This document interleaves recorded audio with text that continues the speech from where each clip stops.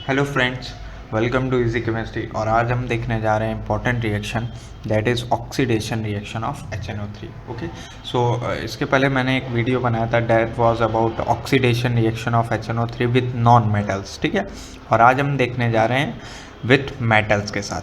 ये हमारी काफ़ी ज़्यादा इंपॉर्टेंट है और काफ़ी बार हमारी बोर्ड एग्ज़ाम में पूछी जा चुकी है। ठीक है, तो ध्यान से देखिएगा और लास्ट तक देखिएगा वीडियोस। ठीक है, ओके, चलिए स्टार्ट करते हैं। सबसे पहले concentrated HNO3 is a very strong oxidising agent. HNO3 जो होता है कॉन्सेंट्रेटेड, वो बहुत ही ज़्यादा स्ट्रॉन्ग ऑक्सीडाइजिंग एजेंट होता है। ऑक्सीडाइजिंग एजेंट वो होते हैं जो कि दूसरे सब्सटेंसेस को ऑक्सीडाइज करते हैं। ठीक है, it really react with metals accept noble metals.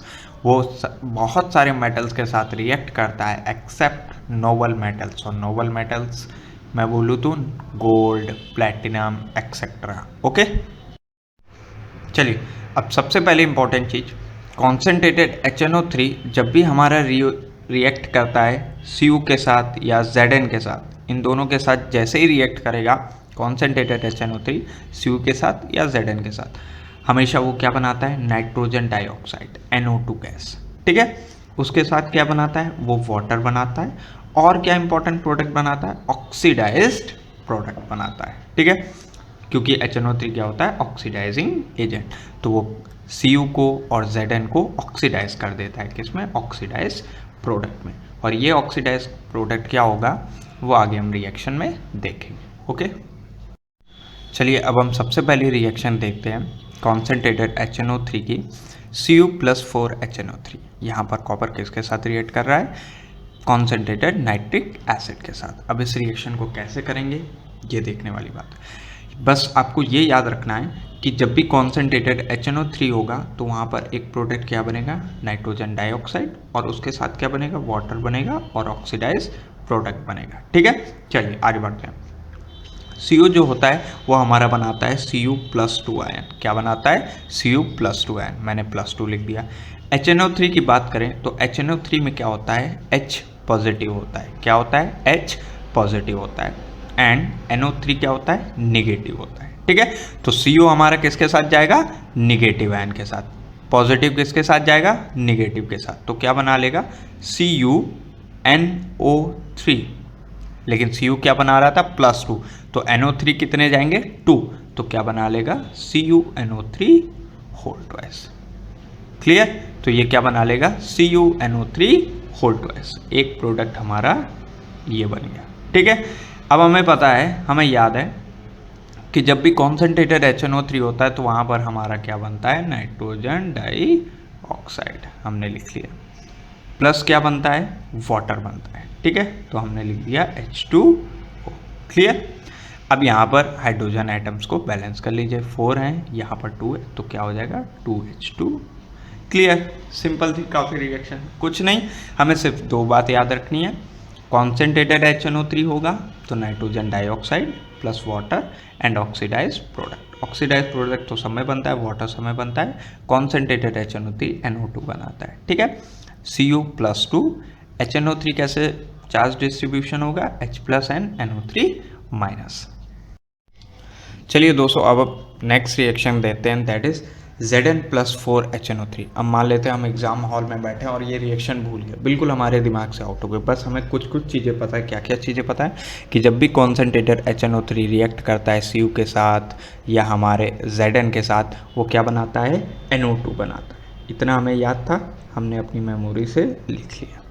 ठीक है, चलिए, और हमें पता था वहाँ पर क्या बनता था, वाटर बनता था, हमने लिख लिया H2O। ठीक है, और क्या बनता था, ऑक्सीडाइज प्रोडक्ट बनता था। अब ऑक्सीडाइज प्रोडक्ट क्या बनता था ये मान लेते हैं, हम ये ट्रिक भूल गए। ठीक है, अब कैसे याद करेंगे, Zn क्या बनाता है, Zn+2 बनाता है। ठीक है, HNO3 क्या होता है, H+ होता है and this one is NO3-, यानी कि Zn किसके साथ जाएगा, NO3- आयन के साथ। हमने लिख लिया ZnNO3। क्लियर, अब यहाँ पर Zn के ऊपर क्या है, +2 और NO3-1 होता है, तो यहाँ पर NO3 कितने जाएंगे, ट्वाइस, तो क्या बन जाएगा, ZnNO3 होल ट्वाइस। तो ये हमारा ऑक्सीडाइज प्रोडक्ट बन गया। अब क्या बचा हमें करना, अब हमें बचा नाइट्रोजन डाइऑक्साइड लिखना, हमने लिख लिया NO2 प्लस हमारा क्या बना, वाटर बना। और वाटर कितना बनेगा, यहाँ पर 4HNO3 है तो यहाँ पर कितना बनेगा, +2S2। क्लियर हो गया कैसे करना है। So this was the first two reaction of concentrated HNO3। Next अब हम देखेंगे कि डाइल्यूट के साथ क्या होता है, ठीक है। चलिए अब देखते हैं हमारे Cu और Zn की रिएक्शन विद डाइल्यूट HNO3, ठीक है। डाइल्यूट HNO3 के साथ क्या होता है, सेम वही फंडा होगा जैसे हमने पहले किया था कि Cu है यहाँ पर, Cu के ऊपर क्या होगा, +2 Cu बनाएगा, Zn भी +2, ठीक है। सो ऑक्सीडाइज प्रोडक्ट क्या बनेगा, CuNO3 होल ट्वाइस। ध्यान दीजिएगा यहाँ पर Cu कितने, 3 Cu है, ठीक है। तो क्या हो जाएगा 3CuNO3 होल ट्वाइस। क्लियर हो गया। चलिए अब ये जो हमारा रिएक्शन है दैट इज डाइल्यूट HNO3। अब कॉन्सेंट्रेटेड में तो NO2 बनता था, लेकिन डाइल्यूट में डिफरेंट प्रोडक्ट बनता है। क्या बनता है आगे हम देखते हैं। और हमें पता है इस रिएक्शन में क्या बनता है, वाटर बनता है, ठीक है। वाटर को बैलेंस कर लीजिए, हाइड्रोजन एटम कितने, 8। सो यहाँ पर कितना हो जाएगा, 4H2O।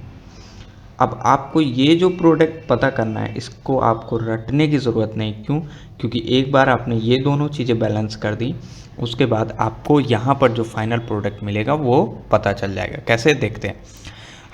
नाइट्रोजन एटम कितने, 8 है, ठीक है। हमने यूज़ कितने किए यहाँ पर, हमने यूज़ कितने किए हैं, हमने यहाँ पर यूज़ किए हैं 6, यानी कि अभी नाइट्रोजन एटम हमारे पास कितने बचे, 2, ठीक है, मैंने लिख लिया। अब देखते हैं ऑक्सीजन एटम्स। ऑक्सीजन एटम क्या है, 8 × 3 24, ठीक है। हमने यूज़ कितने किए हैं, 3 × 6 × 3 18 एंड 4 हियर, सो 22, यानी कि ऑक्सीजन एटम भी सेम बचे 2, यानी कि यहाँ पर प्रोडक्ट क्या बन जाएगा, NNO that is +2NO। So this will be nitric oxide. कोई भी आपको रटने की ज़रूरत नहीं इसमें, इन दोनों को बैलेंस करेंगे तो अपने आप प्रोडक्ट मिल जाएगा। क्लियर। चलिए अब देखते हैं Zn के साथ क्या होगा। सेम कहानी इसके साथ भी वही होगी। 4 Zn है तो ये क्या बना लेगा, ZnNO3 होल ट्वाइस। और यहाँ पर Zn कितना है, 4, so I will write here 4 ZnNO3 whole twice. Clear. इन रिएक्शंस में वाटर बनता है तो मैंने लिख लिया H2O। अब ध्यान दीजिएगा यहाँ पर हाइड्रोजन एटम कितने हैं, 10, so here it will be 5H2O। ये जो प्रोडक्ट हमें पता करना है वो कैसे पता चलेगा, अब हम काउंट कर लेंगे नाइट्रोजन एंड ऑक्सीजन एटम, ठीक है। यहाँ पर नाइट्रोजन कितने हैं, 10 है, और यहाँ पर कितने हैं, 4 × 2 8, यानी कि बचे कितने नाइट्रोजन एटम बचे 2 हमारे पास, ठीक है। अब ऑक्सीजन एटम्स को देख लेते हैं। सो हियर 30 एंड हियर यहाँ पर कितने हैं, यहाँ पर है 4 × 3 12 12 24 24 एंड 5 29, यानी कि ऑक्सीजन एटम कितने बचे हैं, 1, यानी कि ये क्या बन जाएगा, N2O। So clear. Cu जब भी रिएक्ट करेगा HNO3 के साथ, डाइल्यूट HNO3 के साथ, वो बनाता है NO, एंड जब भी Zn रिएक्ट करता है डाइल्यूट HNO3 के साथ, वो बनाता है N2O। Clear. So this was the very important reaction of HNO3 with Cu and Zn. So please